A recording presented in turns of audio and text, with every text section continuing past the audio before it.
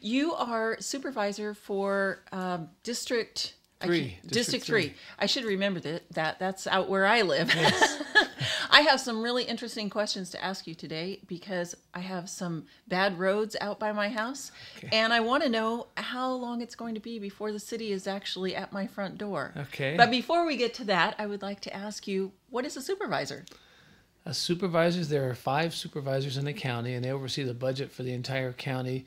They're involved in all the kind of land use issues that happen here in the county. They oversee the sheriff's department and everything that takes place outside of the cities that are within the county. There are 9 cities within the county. Each city controls its own boundaries within its cities with either its police departments and their roads and things like that within their cities. And the county kind of oversees everything outside of the cities. So does the county oversee the city too, or they only go as far as the city limit? The cities control within their own city limits for the most part. The county does oversee the cities when it comes to land use issues, as far as them annexing more properties. Okay. And they have to go through what's called the LAFCO board and through anyway. So What's a LAFCO board? It's made up of representatives from the cities and the county that decide, with regards to the city annexing additional properties. So. Okay, so it's those guys who say whether or not more farmland is going to be used for building? Is that Yeah, I guess that's a way to look at it. Yeah, LAFCO eventually has the final say in what annexation can happen, what additional land the cities can expand into. So is that the office that I need to go to if I don't want the city at my front door? Could be one of them. It's a board. Yeah. I've lived out there for about 25 years, and there's been scuttlebutt around the neighborhood concerning the city's going to keep coming out. They're going to keep coming out. They're going to be out next year, but it's been 25 years. Is there any plans on the west side to expand the city? Yeah, I think the city and their sphere of influence, it does. There's boundaries there right now, but there's a lot of things in place that will kind of help prevent that, and that's one of the reasons I got involved in this is try to limit the amount of the sprawl onto farmland from the cities, because the farming is our #1 industry here. So that's one of the things that you do. You try to keep the city at bay.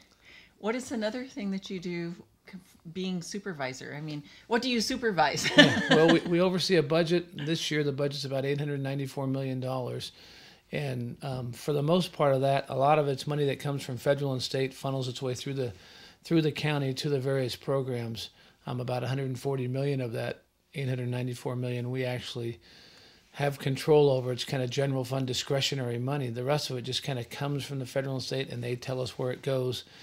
They actually, in addition to funding these programs, federal and state, they then they mandate us to match to some extent some of these programs. So it really kind of, our hands are tied to, for the most part on a lot of issues. People say, geez, you're building this brand new building out on Crow's Landing for a community service agency. Why aren't you fixing our roads? Why aren't you putting more sheriffs on the street? We don't have the ability to control that money. The state and federal brings it here and says, this is where you're going to spend it, and we have no choice. I wish we could take it and put it in spots where we want it to, but they control things. So well, that kind of answers the question about the roads in front of my house. It does. It's kind of disappointing for all of us, but we have limited funds here. There are federal and state funds that come for transportation in the area and roads, but again, a lot of that has to fit certain, requirements of the federal government or the state government for it to qualify for those roads. There's money that the county spends, but again, our funds are limited, especially now.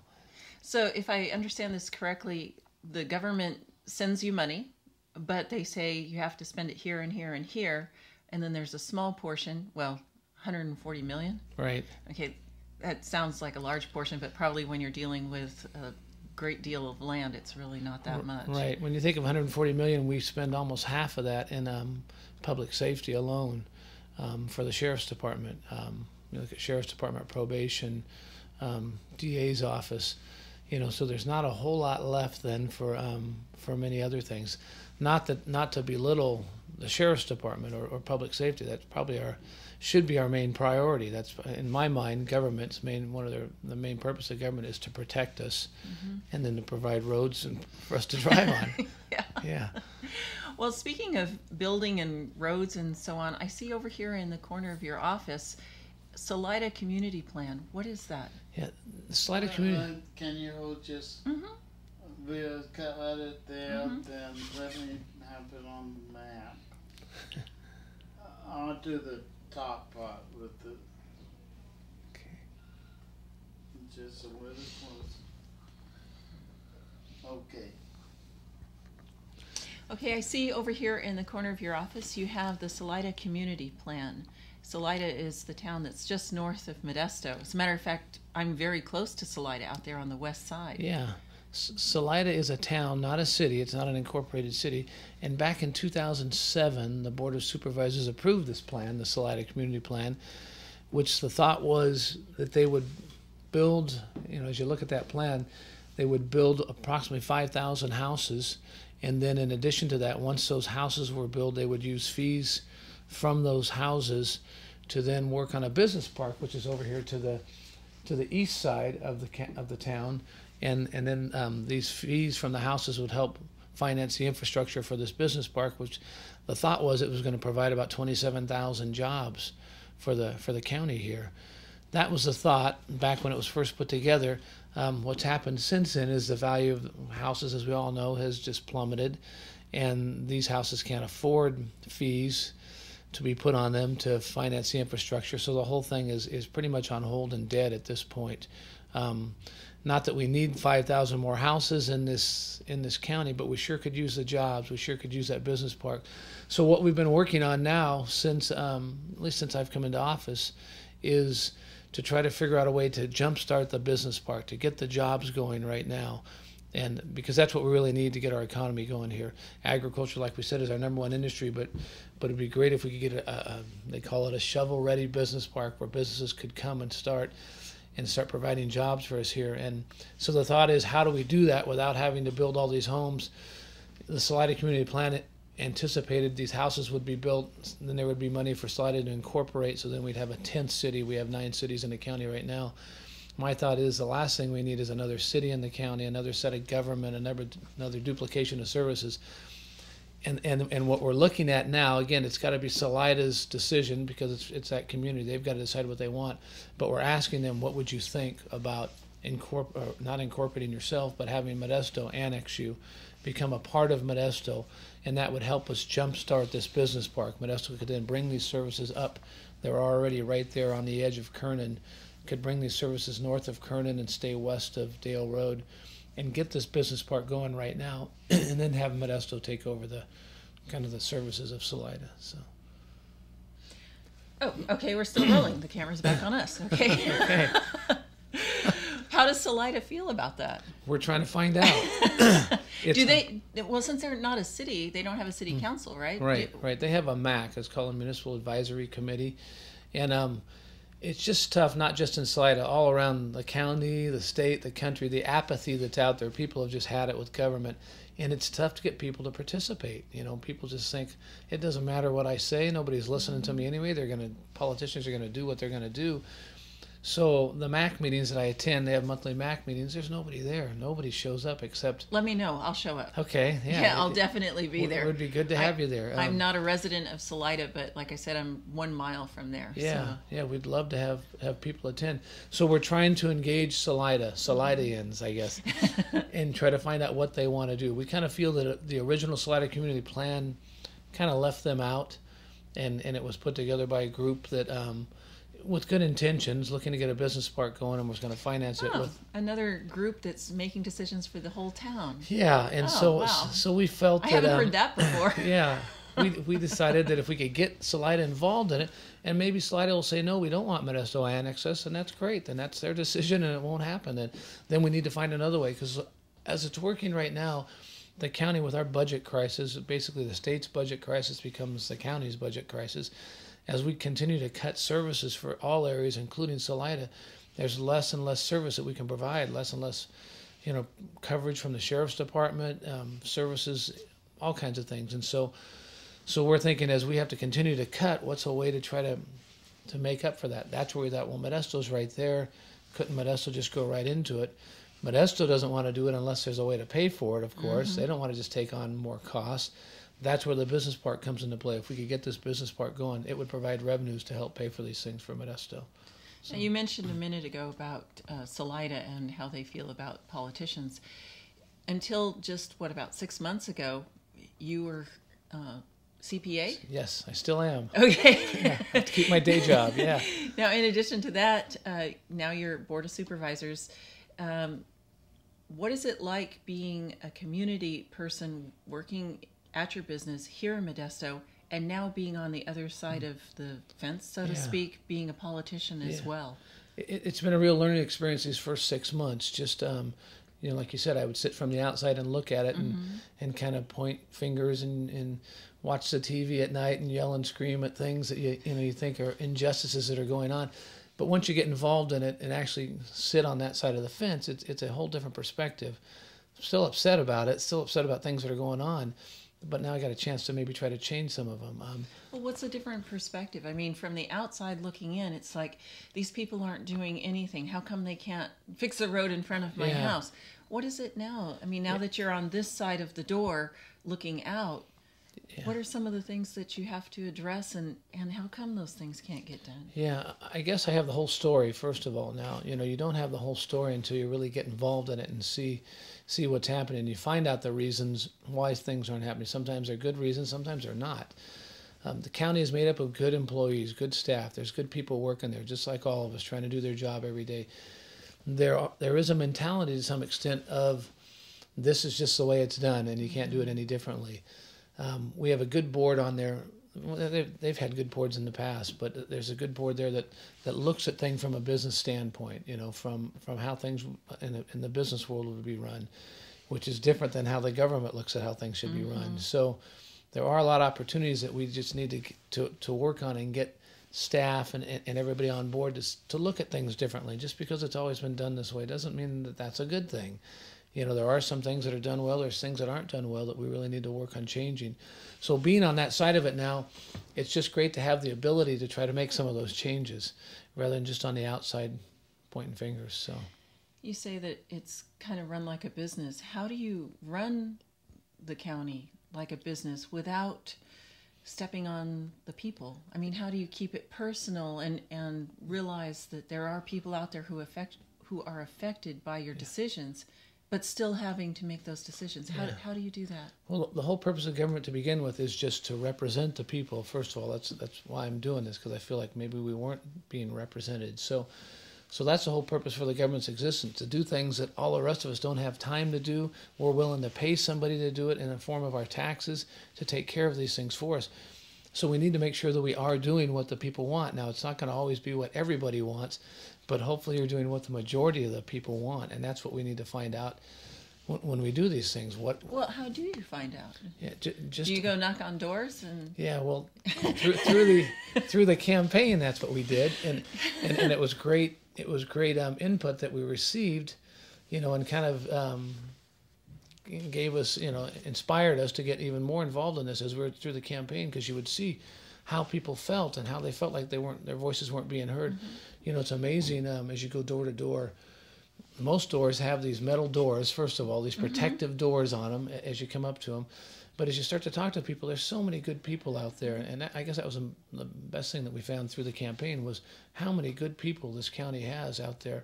And they want to be involved, but they just feel it's useless. So now that we're elected, we need to continue to engage those people, and that's what I've told everyone. Don't abandon me now. I've got elected. I still need you more than ever to approach me and let me know what you think, what you want to do, because that's why I'm here. Well, the elections are every 4 years, right? Right, for supervisors. Yeah. So in between the campaigns, I would say the majority of people probably don't even know what district they're in or who their district supervisor is. How do we find that out? Yeah. I mean, it's all out there. Like I said, again, that apathy, we need people to engage. And I would think a lot of people know who their supervisors are in the county. I think, as I've been out there, especially since we've been elected, people are aware of their county supervisors and who it is and who they need to call. We get calls all day long at the office, for people with complaints like about roads and things like that. So now your office is your other office, not this office, but right. your other office is located at 10? It's on 1010 10th Street. Okay. Right. And what floor is that? It's on the 6th floor. And we can go right up there and say we want to talk Come to on up, yeah. Mr. Withrow and yes. come out and fix my road. Whatever, yeah.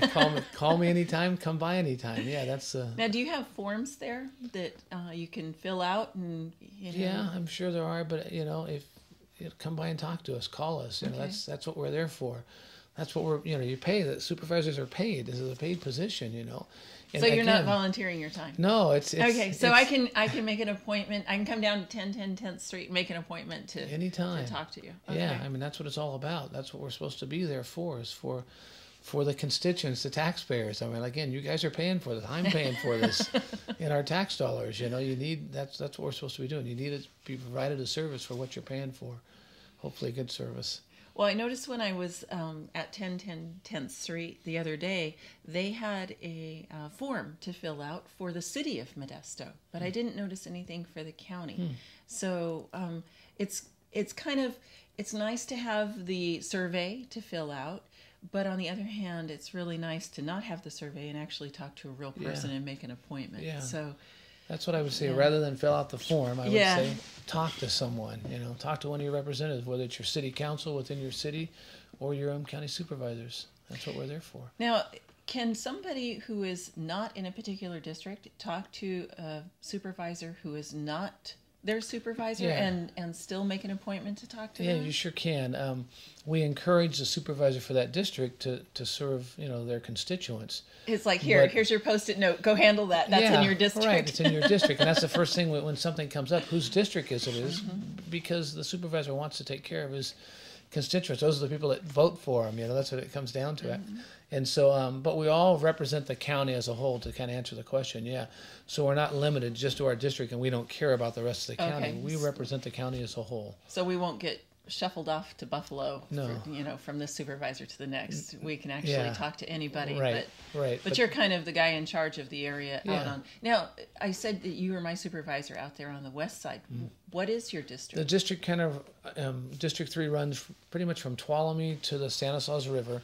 And if you kind of think of it, it's Tully Road, everything west of Tully Road is kind of where the district runs. It kind of jig-jags around a little bit, and as you come down Tully, you work your way into kind of West Modesto over here, which again on the north side of the Tuolumne River, but Modesto High area and everything kind of west from there. I was from looking the at freeway kind of west. I was looking at it on the map the other day, and it did seem kind of jagged along the edge. So, is that all county?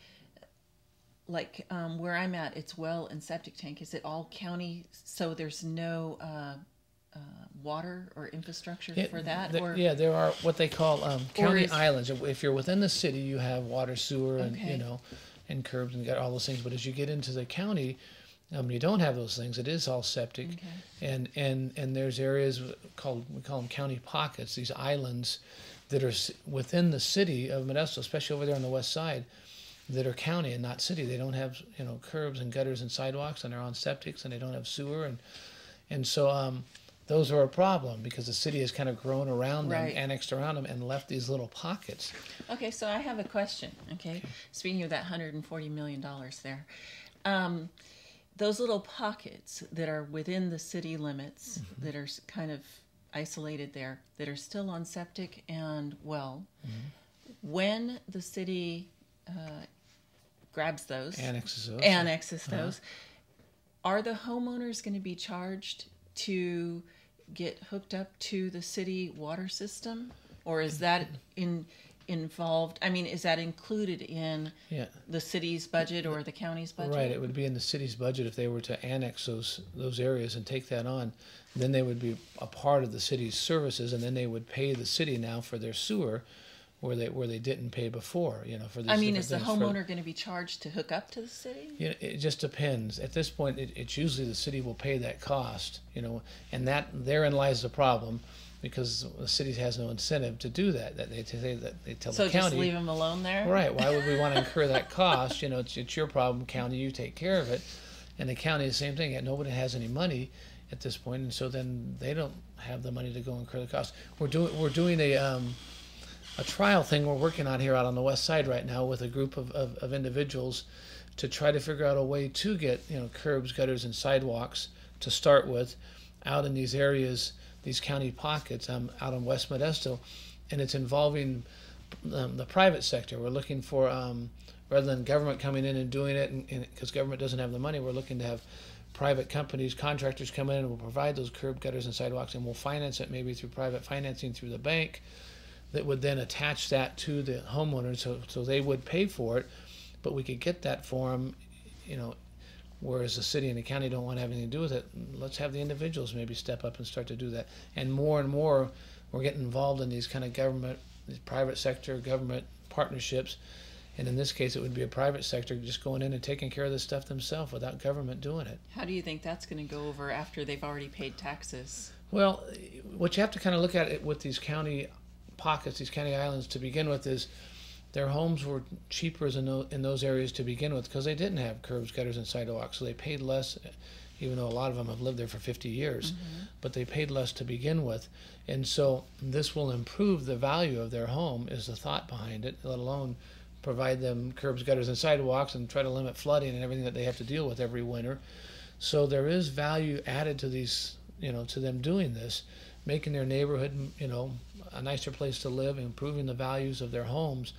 So that's the incentive that we're hoping that we can get people then to be willing to, incur this cost to upgrade their homes, because nobody likes the flooding that takes place in these areas when you don't have the curbs and gutters and sidewalks every winter.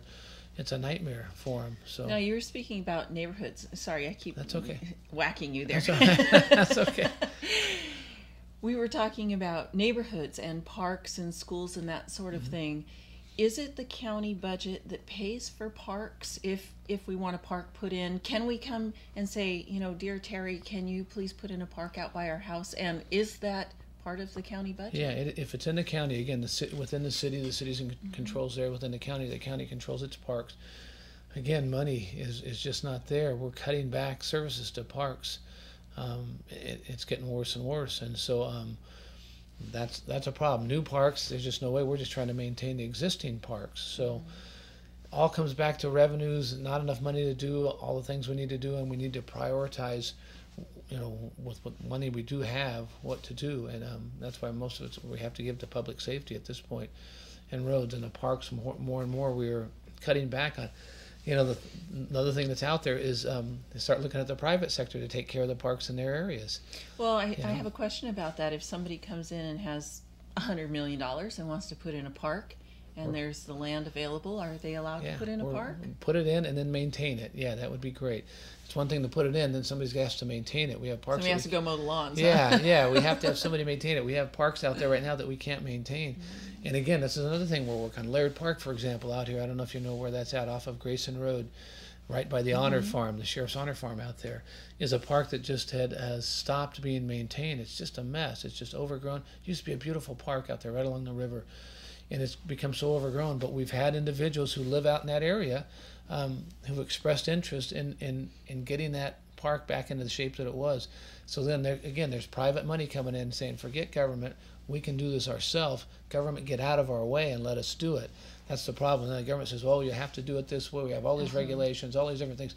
Just the government can't maintain it as it is. Get out of the way and let the private sector do it. And if they can fix this park and get it back to the way it was and then maintain it, go for it. That's what we need to do. Well, I have some concerns about that situation in particular. If the government does not have the money or the manpower to maintain something, then the private sector comes in and gets involved and takes it back and takes it within themselves and say, okay, we're going to take care of it. Will the government, after it's now been maintained and fixed up, come back and take it back? Well, the government, it's two things. Government, first of all, in those situations, there are instances where maybe the government should just sell the land. If we can't maintain it, can't keep it up, then maybe we should just get rid of it. What good does the government? Why does the government need to be holding this if we can't even maintain it to begin with? There's that instance where then it would, if it were to sell it, then the government would be done with it. The private sector would take it over.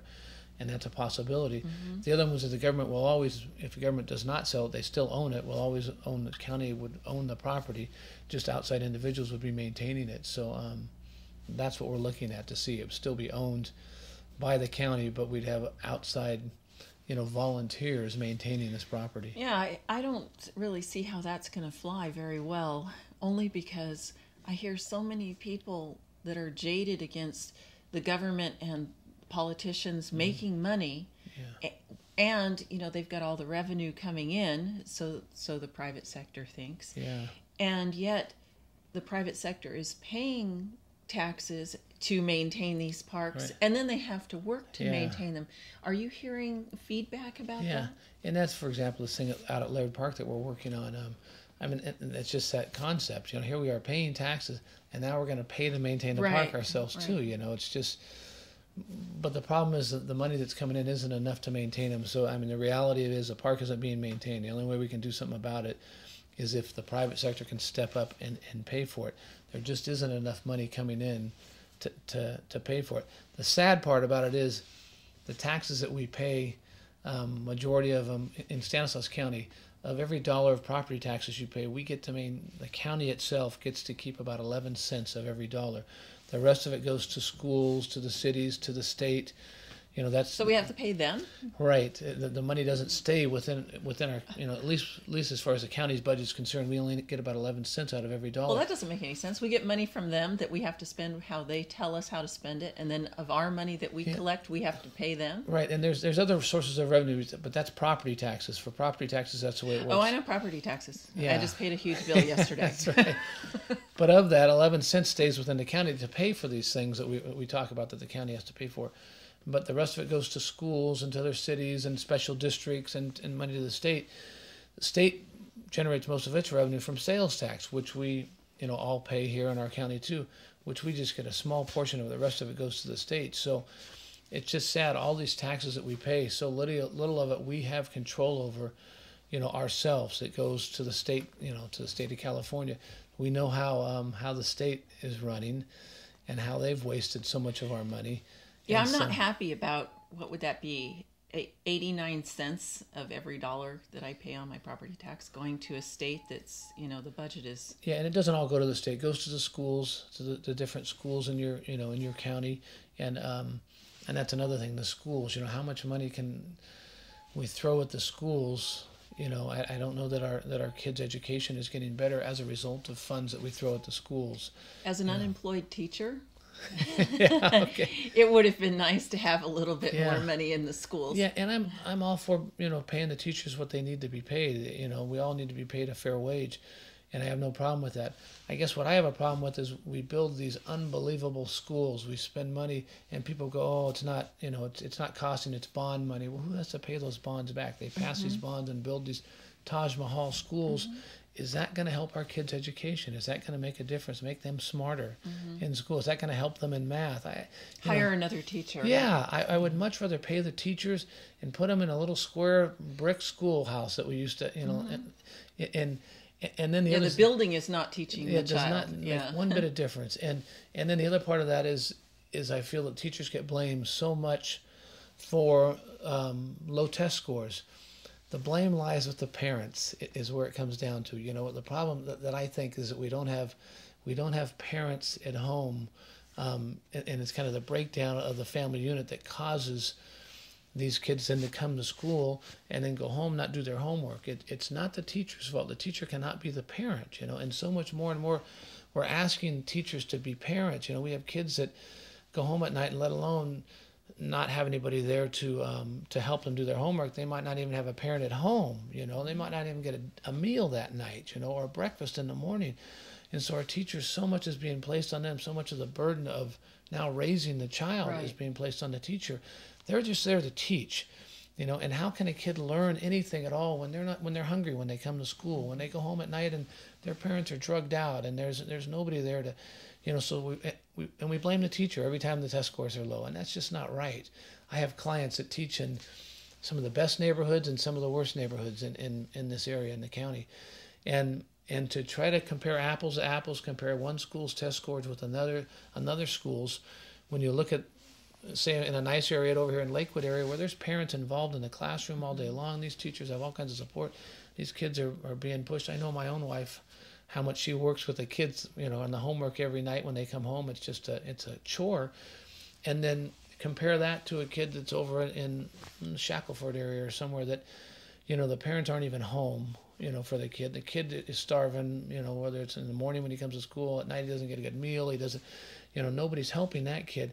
So how can you compare the scores of that school with the scores of Lakewood, and pay the teachers based on their results when you've got all kinds of help in one area and no help at all for the teacher in the other area? So it's a breakdown of the family unit is what's causing our test scores to be down. It's not the teacher's fault.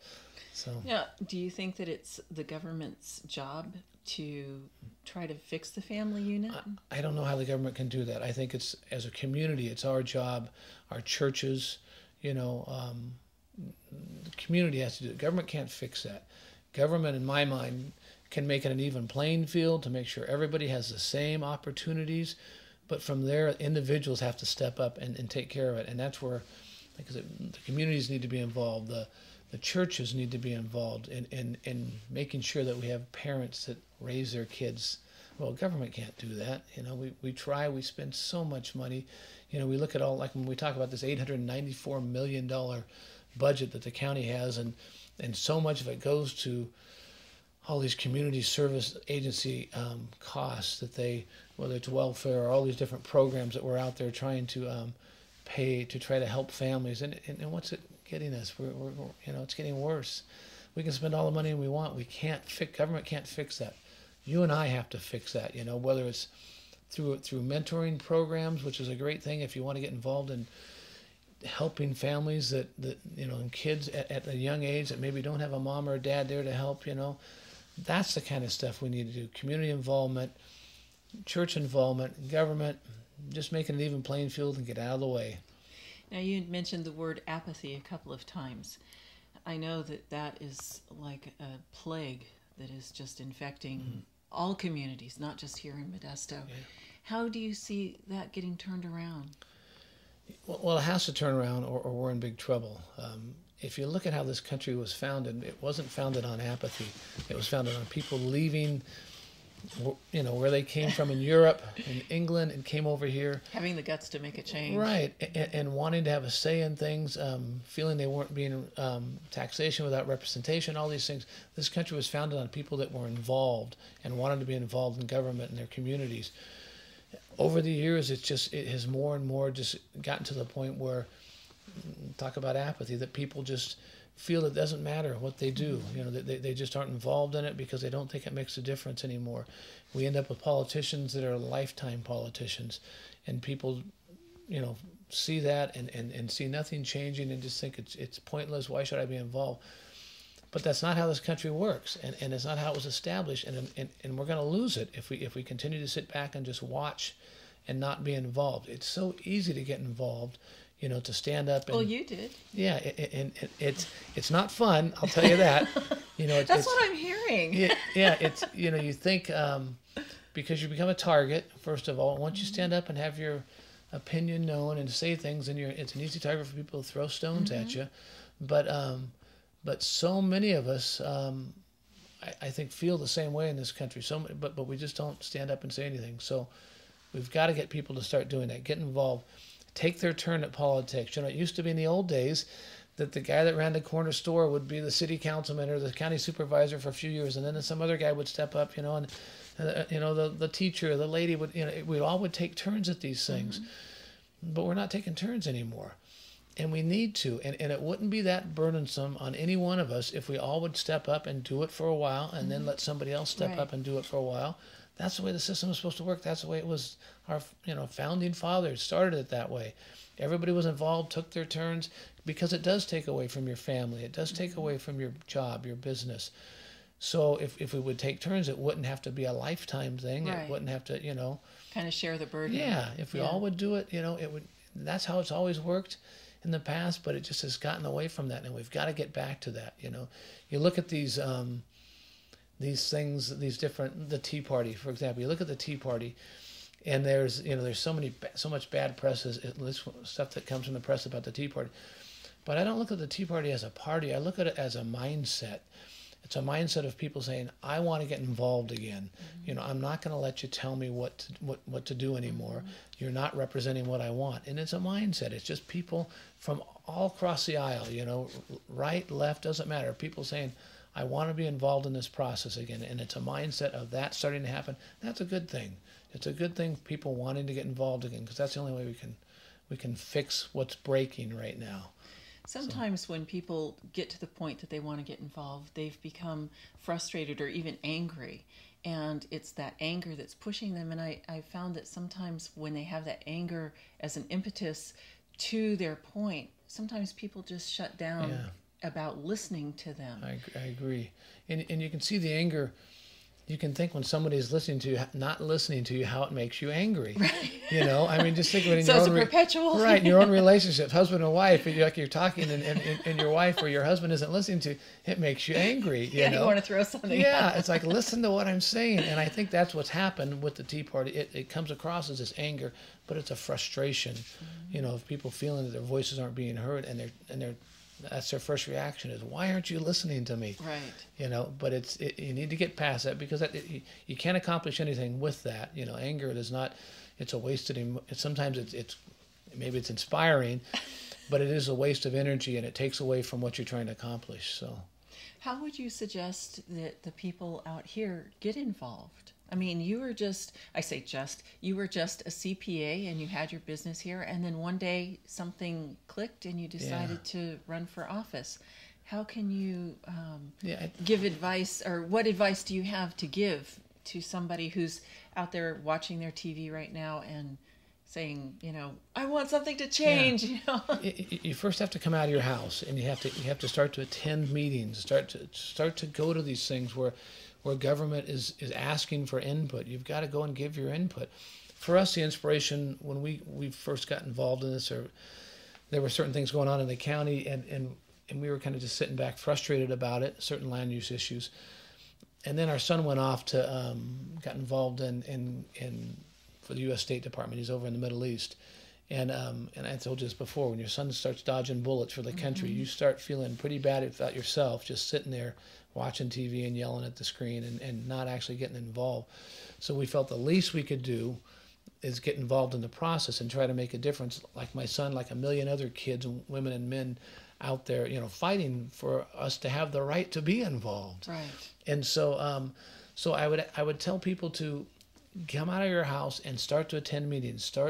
Every time there's a city council, a board of supervisors meeting, anything, a Salida Mac meeting, whatever, go and listen to what's going on and provide them with your input. Unless you tell them what you're thinking, they're going to make their own decisions based on what they're thinking, and they're supposed to represent you. Right. So now, where can we find the information about some of these meetings? It's great. Everything is with the internet now. Everything is on the internet. You can go into your city's. Every city has a website. Every county has a website, and you can pull up and have agendas for meetings and topics they're going to talk about. Every meeting has a public comment. Before or at the end of the meeting, usually at the start of the meeting, public comment, where you can go up and just make public comments about things that you're interested in and concerned about. Again, call your supervisor, call your city council person, tell them what you're concerned, tell them you want things on the agenda to be discussed. It's just that easy. We have so much opportunity in this country, as compared to most of the other countries in the world. People don't have that opportunity. We can't let it slip away from us here. We've got to get involved. This is our country. Yeah. Our community, and we can make a difference. Right. It's us that control us. It's not the few that are in elected office. They're just there to listen to what we want and do what we want, because we don't have time for it, and we're paying them to do it. And we can fire them if they're not doing the job. Really? Yes. That's what the elections are all about. People have, and that's the other sad thing is that with this apathy comes people don't vote. And if you don't vote, then we don't have a chance. Then the guys who are in office think that you approve of what they're doing, because you keep reelecting them, or the few. If you don't condemn it, you condone it, type thing. Exactly, yeah. And so that's the other thing. Besides attend meetings, vote. You can make a difference with your vote. So. Well, thank you very much. Well, thank you. This has been very enjoyable. Yeah, I appreciate you having me.